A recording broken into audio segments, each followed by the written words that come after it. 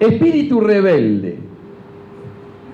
Y la verdad que uno lo asocia a la adolescencia, pero la verdad que a veces es un espíritu que reina en muchos de nuestros corazones. Y el espíritu de rebeldía es un espíritu que nos impide alcanzar las bendiciones y los propósitos de Dios en nuestra vida. Y hay un tipo de rebeldía que es buena. Está la rebeldía que te hace enojar contra las cosas que están mal en uno, por ejemplo. Dice, no puede ser que yo siga así. ¿Cómo puede ser? Estoy perdiendo todo, estoy perdiendo mi familia, estoy perdiendo mi vida por una adicción, me rebelo contra eso y esa rebeldía es buena. El problema es cuando yo soy un rebelde de corazón, de espíritu. ¿Qué es más importante? ¿Lo que uno hace o lo que uno es? Imagínense que Dios a todos nos ha dado dones, nos ha dado capacidades. Pero resulta que yo no tengo carácter. Por ahí tengo los dones o la capacidad para ser pastor, pero resulta que se me revira una oveja y le digo de todo. Entonces puedo ser que tengo la capacidad, pero no tengo el carácter. Y a Dios le interesa mucho más tu carácter que tus bendiciones. A Dios le interesa mucho más lo que vos sos que lo que vos hacés. Porque cuando yo voy madurando en la vida, me doy cuenta que Dios a veces me bendice y que si yo no crezco en mi carácter, hay bendiciones que, por ejemplo, me aplastan. Dios por ahí me da un negocio y yo no tengo la capacidad para manejar un negocio. Dios me da una familia y no tengo la capacidad como papá o para mamá para bendecir una familia y para llevarla adelante. Esa bendición me aplastó porque yo no crecí.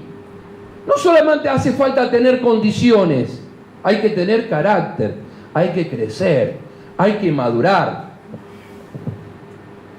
Y había una persona que era un espíritu rebelde. Pablo era... Miren, si hubo alguien que influyó en la historia del cristianismo después del Señor Jesucristo, fue el apóstol Pablo. Era un tipo rebelde, era un tipo... ¿cómo se llamaba Pablo antes de ser Pablo? Saulo de Tarso, porque era de Tarso. Era un hombre muy religioso, muy autosuficiente. Él decía, yo no necesito de nada ni de nadie. Una de las peores declaraciones que podemos hacer en la vida. La declaración que es el principio de nuestro fin. Yo no necesito de nada ni de nadie. El principio de tu fin. Yo soy autosuficiente. Aparte, Pablo tenía pergaminos, credenciales. Vieron que hay gente que cuando vos hablas te tira los títulos sobre la mesa. Y yo soy esto, yo soy lo otro. Podés ser lo que quieras, pero si no tenés carácter no sos nada. Pablo era un tipo que había sido instruido a los pies del fariseo más famoso de aquel tiempo, llamado Gamaliel. A Gamaliel era un maestro que le llamaban la belleza de la ley. Pablo había aprendido a los pies de él y Pablo decía, yo tengo la mejor enseñanza, conocía la Biblia de memoria. El tema no es cuántos versículos sabés de memoria. El tema es cuántos de ellos aplicás a tu vida. El tema no es cuán profundamente estudias la Biblia. El tema es cuán profundamente la Biblia caló en tu corazón. Ahora, Pablo era un tipo religioso y cuando nace el cristianismo, él consideraba la fe cristiana como algo que había que aniquilarlo. Odiaba a los cristianos, perseguía a los cristianos sin misericordia.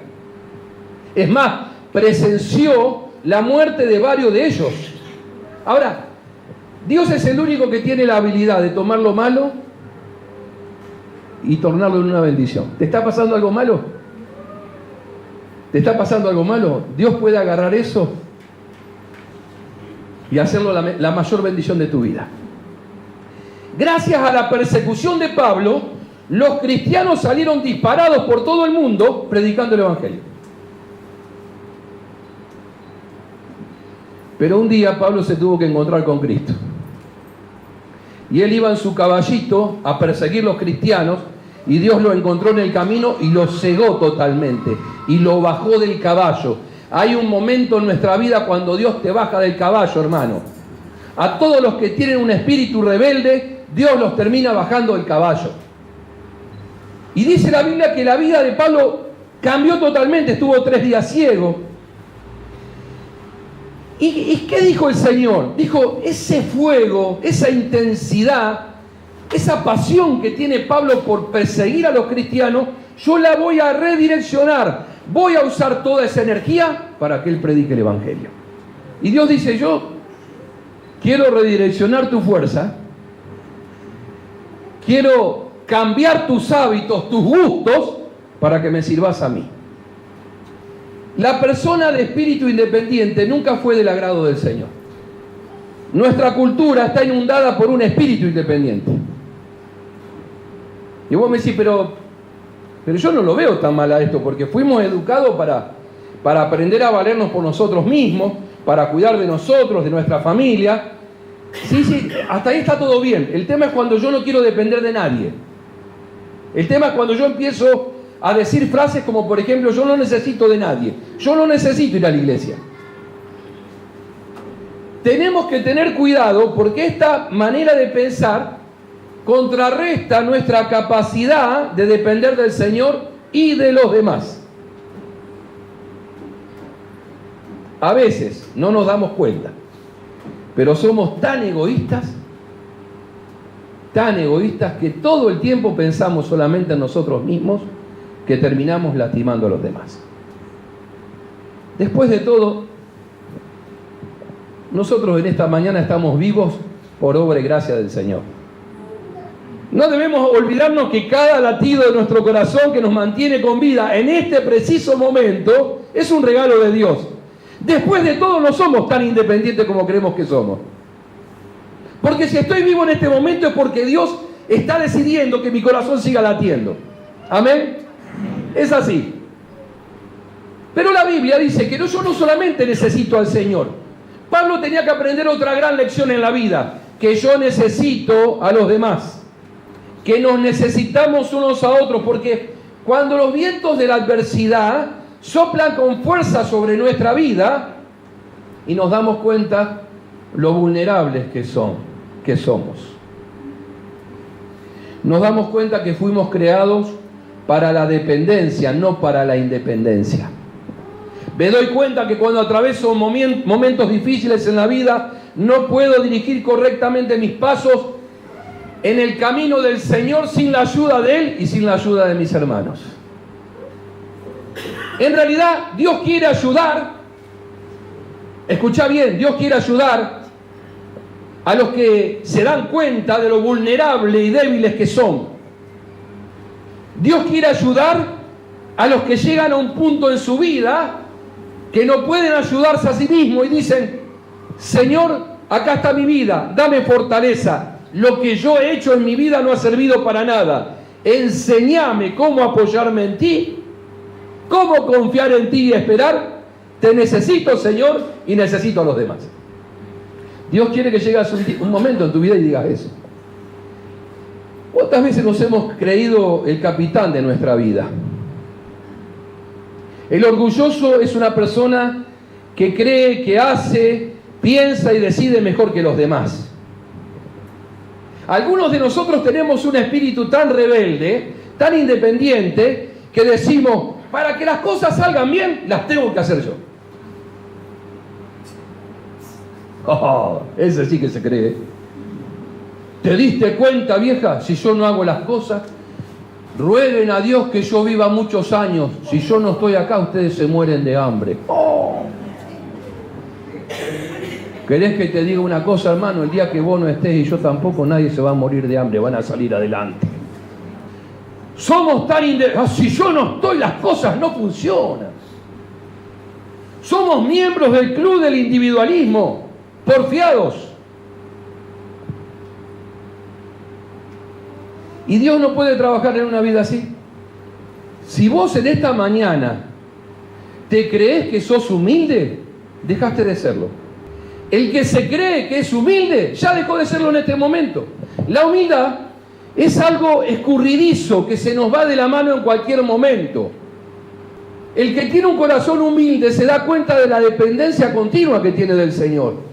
Señor, me asombro de que tú hayas querido salvarme, de que hayas mandado a Jesucristo a morir por mí, pero más me asombro que quieras servirme, que yo pueda servirte.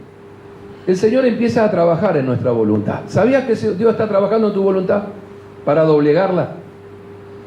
Porque lo mejor que te puede pasar es que tengas un espíritu dócil para el Señor. Ojo que ser humilde no significa ser un felpudo, ¿eh? No significa que tengo que dejar que la gente me pisotee. No estamos hablando de eso, ¿eh? No. El humilde es una persona que tiene una gran confianza en sí mismo, pero es una persona que sabe ubicarse. Piensa de sí con cordura, no se cree más que los demás. Sabe lo que vale, sabe lo que puede hacer y lo que no. Piensa de sí con honestidad, es humilde, es sencillo, no se cree mejor que nadie, reconoce su dependencia absoluta del Señor. Por eso Dios empieza a trabajar en la voluntad de Pablo y dice en Hechos capítulo 9, y habiendo comido, Pablo recobró las fuerzas. Saulo pasó varios días con los discípulos que estaban en Damasco. Dice, y enseguida se dedicó a predicar en la sinagoga. Miren, conoce al Señor, y Dios dice, todo ese fuego que vos tenés, que lo usabas para perseguirme, ahora lo uso para predicar el Evangelio. Y enseguida se puso a predicar, afirmando que Jesús era el Hijo de Dios. Todo lo que oían se quedaban, ¿cómo se quedaban?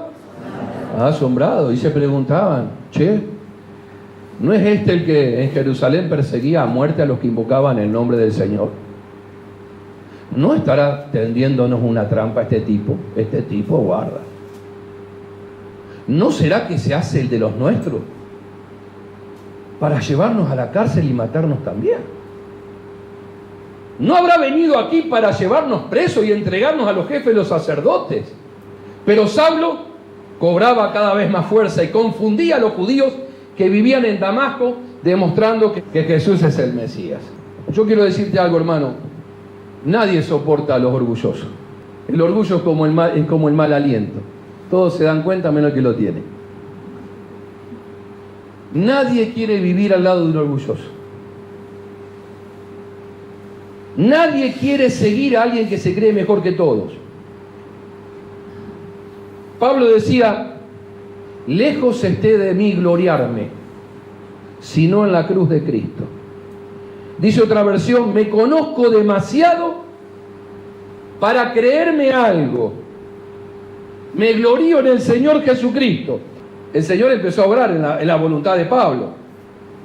Dios está obrando en tu voluntad y en mi voluntad. ¿Por qué? Porque te quiere enseñar humildad. ¿Cómo se aprende humildad en la vida? Hay dos maneras de aprenderla. O te pegás un porrazo bien de aquellos porque no aprendes las cosas por sabiduría de Dios. O escuchás la palabra y entendés y aprendés, o el Señor dice, bueno, vamos al plan B porque por las buenas no aprende.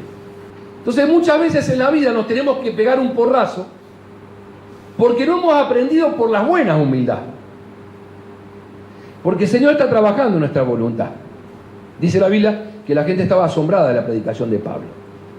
Tenía muchas cualidades, era inteligente. Pero decían, ¿no será una amenaza este tipo? Y si todo lo que está haciendo es un plan diseñado para matarnos.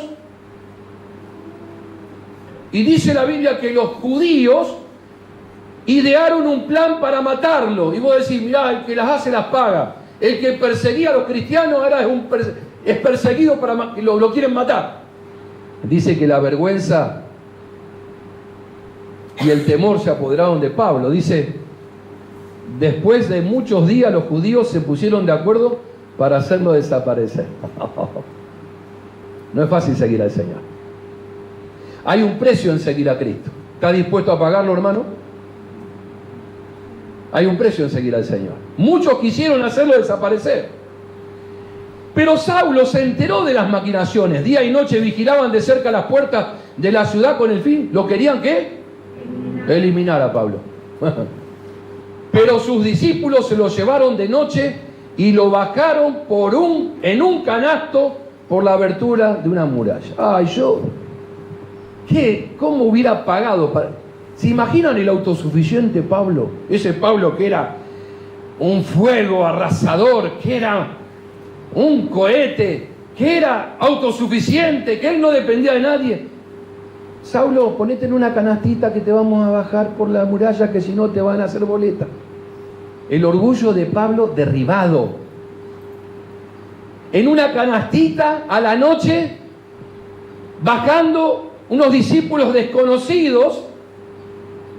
Nunca escuchamos ni encontramos los nombres de estos muchachos en la Biblia, pero esa noche unos anónimos fieles discípulos salvaron la vida del apóstol, bajándole en una canasta. Imagínate al de espíritu independiente diciendo, por favor, bájenme por la canastita para salvar la vida.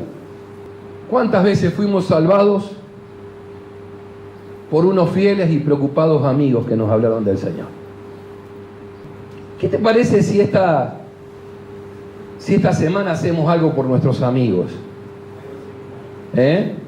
¿Saben de que dice la Biblia que Pablo llega a Jerusalén y Pablo va aprendiendo lecciones? Aprendió que necesita de otros para que no lo maten. Necesita de otros que lo bajen en una canasta por el muro para que no lo eliminen. Necesito de los demás. Necesito de mis hermanos. Yo necesito de ustedes, hermanos. Un cristiano sin iglesia es como un órgano vital sin cuerpo. Es como un músico sin orquesta. Es como un jugador sin equipo y sin estadio. Pero Pablo llega a Jerusalén y dice, cuando llegó a Jerusalén, trataba de juntarse con los discípulos, pero todos tenían miedo de él, porque no creían de veras que era un discípulo. Oh, claro, había sido tan bravo tan bravo, tan terrorista. ¿Viste cuando vos conocés al Señor y en tu barrio te dicen, anda, ¿cuánto te va a durar a vos? Si nosotros sabemos en qué andaba vos. Sí, es verdad. ¿En qué andaba, hermano? El que está en Cristo, nueva criatura, y las cosas viejas pasaron. Y aquí todas son hechas nuevas. Ahora van a ver una nueva vida en Cristo. Y dice que llega a Jerusalén y era la ciudad de él. Él conocía la ciudad de Jerusalén como la palma de su mano. Conocía los pasadizos secretos, las callejuelas. Él ahí se había graduado. Conocía a todas las personas importantes. Traigan los micrófonos, enciendan las luces. Pablo, el fariseo, se ha entregado al Señor. Vengan a escucharlo. No, nada de esto ocurrió. Él intentaba juntarse con sus amigos, pero una vez más lo habían rechazado, porque le tenían miedo. Claro, ¿cómo no tenerle miedo si había mandado a matar a los cristianos? ¿No será una jugarreta bien pensada para atraparnos y llevarnos a juicio? Miren, hermanos, esto es algo que nos sucede todo el tiempo. La gente continuamente es rechazada por su pasado. ¿Sentiste alguna vez este tipo de rechazo? ¿Viste ese refrán que dice, mi pasado me condena? Y vas a pedir un laburo y te dicen, no, lo que pasa es que nosotros te conocemos, de que vos sos amigo del tubito ese marrón. No, pero entonces uno le dice al patrón, no, pero yo cambié. Yo conocí a Cristo. El Señor cambió mis hábitos, cambió mis gustos. Y viste, entonces te rechazan por tu pasado. Mi pasado me condena. Entonces Pablo quería ir a predicar, pero resultaba que el pasado lo condenaba. ¿Y cuántas veces? ¿Y qué estaba haciendo el Señor? Estaba quebrando una y otra vez ese espíritu independiente, orgulloso. Hermanos, La iglesia de Jesucristo tiene que ser un lugar donde todos los que venimos acá tenemos segundas, terceras, cuartas y quintas y sextas y 10.000 oportunidades de salir adelante. Porque ninguno de los que está acá no es ni bueno, ni perfecto, ni tiene la vida demasiado ordenada. Porque la Biblia dice claramente que no hay bueno ni siquiera uno. Y la iglesia del Señor tiene que ser un lugar, un refugio para víctimas del temporal. Amén. Tiene que ser un lugar donde venimos a amar y no a condenar. Donde venimos a abrazar y no a señalar. Porque también si quisieran señalarnos a nosotros tendrían motivos también. Y el Señor en esta mañana quiere quebrar tu espíritu independiente, quiere quebrar tu orgullo. Saben que hay gente que se cree humilde, pero en realidad lo que tiene es inferioridad. Hay gente que dice, no, yo no sirvo para nada. Y eso no es humildad, eso es inferioridad. Eso es tener baja la autoestima. Y una de las cosas que hace el Señor cuando viene a nuestras vidas es sanar la estima. Yo sé lo que valgo en el nombre del Señor. Sé lo que fui, sé lo que Cristo me perdonó, pero sé el destino que tengo ahora en Cristo. Y dice que cuando nadie lo quería a Pablo, entonces Bernabé lo tomó a cargo y lo llevó a los apóstoles. Saulo les describió en detalle cómo en el camino había visto al Señor, el cual le había hablado, y cómo en Damasco había predicado con libertad en el nombre de Jesús. Así que se quedó con ellos y andaba por todas partes en Jerusalén hablando abiertamente en el nombre del Señor. ¿Por qué? Porque apareció un tipo, esas personas que están en nuestro camino para bendecirnos, que aparecen en los momentos clave. Dice, lo abrazó, lo puso delante de los demás apóstoles y dijo, muchachos, tienen que confiar en este muchacho porque este muchacho de veras conoció al Señor. Y los apóstoles y los cristianos se quedaron tranquilos y gracias a Bernabé, Pablo empezó a predicar abiertamente al Señor. Qué bueno que el Señor tiene muchos Bernabé desparramados en el mundo, dispuestos para salir de inmediato a ayudar a alguien que está necesitado de una palabra de aliento. ¿Cuánta falta hace en la iglesia a esos Bernabés que tienen esa palabra para el débil, para el que no tiene buenos antecedentes, para el que está lleno de vergüenza y humillación? Y ahí estaba Bernabé ayudando a Pablo. ¿Cuánta falta hace esto en este mundo, no? Y Dios sigue obrando en el carácter de Pablo, el independiente, el indomable. Se pone ahora bajo el cuidado de Bernabé. Muchachos, Pablo es uno de los nuestros, está diciendo la verdad, es de nuestro equipo, recíbanlo, cálmense.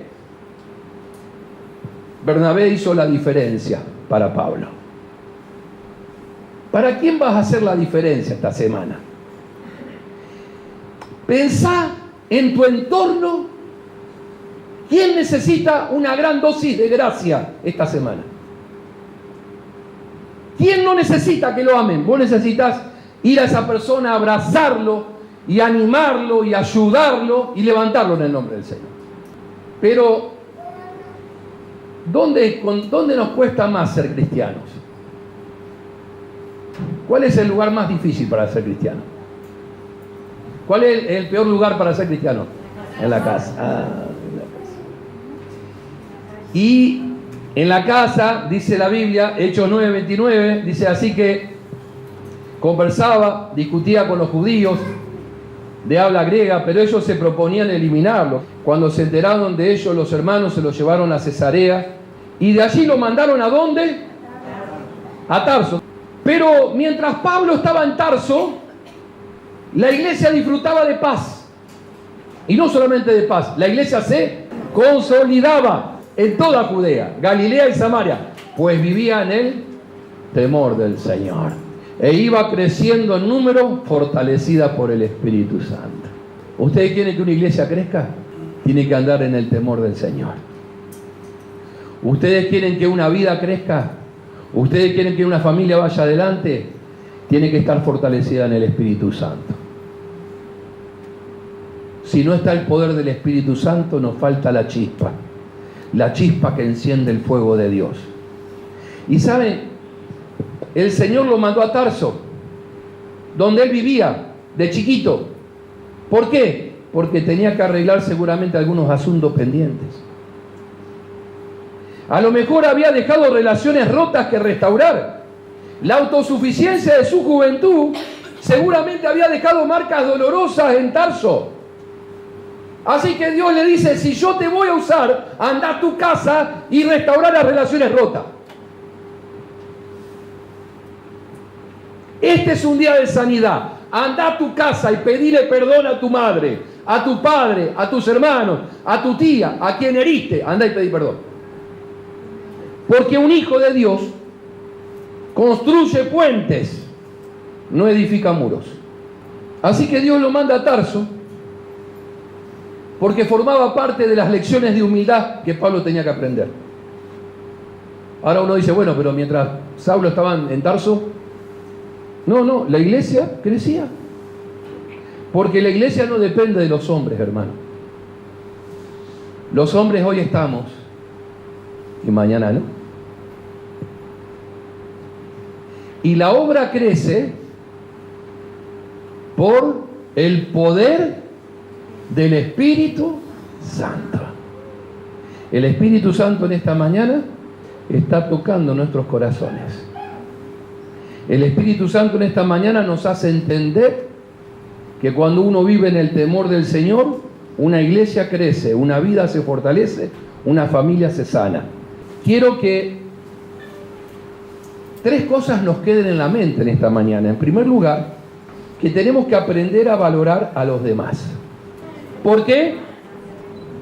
Porque no soy capaz de soportar la presión de este mundo mucho tiempo solo. En segundo lugar, tengo que buscar la sencillez. Hermano, no hable bien de usted mismo. No haga tachín, tachín. Porque yo soy esto, porque yo soy lo otro. No se autopromueva. La Biblia dice, no te alabes a ti mismo. Deja que los demás te alaben. En todo caso, deja que Dios hable bien de vos. En tercer lugar, confía en la obra del Señor. Porque a Dios no le agrada la persona que tiene un espíritu independiente. Señor, doblega nuestro orgullo en esta mañana. Se lo vamos a decir.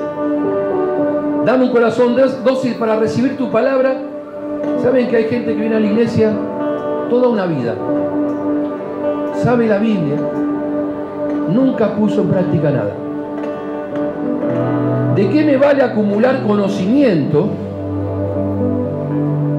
en mi cabeza si ese conocimiento nunca bajó al corazón?